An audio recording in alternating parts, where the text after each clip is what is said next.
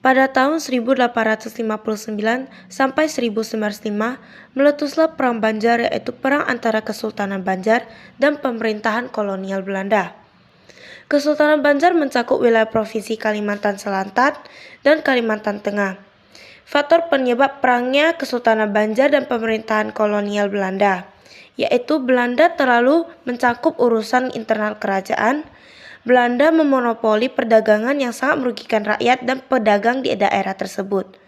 Rakyat hidup menderita karena beban pajak serta kewajiban kerja rodi oleh Belanda. Belanda bermaksud menguasai Kalimantan bagian selatan karena batu bara. Belanda semakin memperluas wilayahnya sehingga wilayah kerajaan menjadi semakin sempit. Sekitar 1857, Kesultanan Banjar mengalami konflik internal terkait ahli waris tatah serta meninggalnya Sultan Adam. Belanda menunjukkan Pangeran Tamjidillah, cucu Sultan Adam, menjadi sultan. Persoalannya, Tamjidillah adalah anak hasil perkawinan Abdurrahman atau putra Sultan Adam dengan seorang biasa.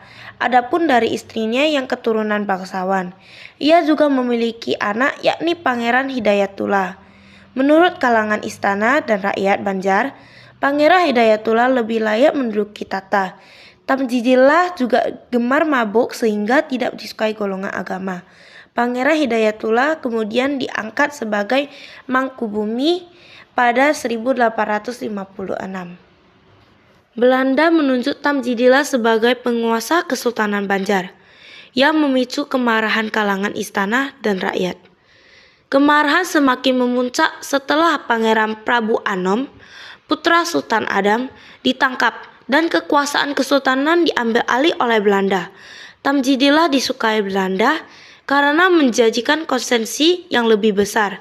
Pada April, Pangeran Antasari memimpin pemberontakan besar di Banjarmasin. Pangeran Hidayatullah yang mendukung rakyat Banjar diturunkan dari jabatannya pada tahun 1860 dan kemudian memulai perlawanan terhadap Belanda. Pada 25 April 1859, Pangeran Antasari dan rakyat Banjar menyerang tambang batu bara Belanda di Bengaron. Pos-pos Belanda dan orang Eropa di wilayah tersebut, termasuk Martapura, hulu sungai dan sungai Barito. Perang ini menelan banyak korban di pihak Belanda karena dukungan kuat dari pemimpin Islam setempat.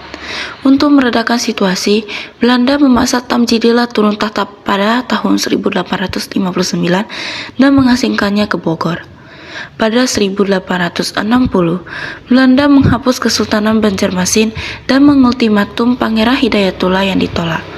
Setelah ditangkap dan diasingkan ke Cianjur, Antasari melanjutkan perlawanan hingga wafat akibat cacar pada tahun 1862. Pertempuran berlanjut hingga 1905, ketika gugurnya Gusti Mas Seman menandai akhir perang Kesultanan Banjar terhadap Belanda.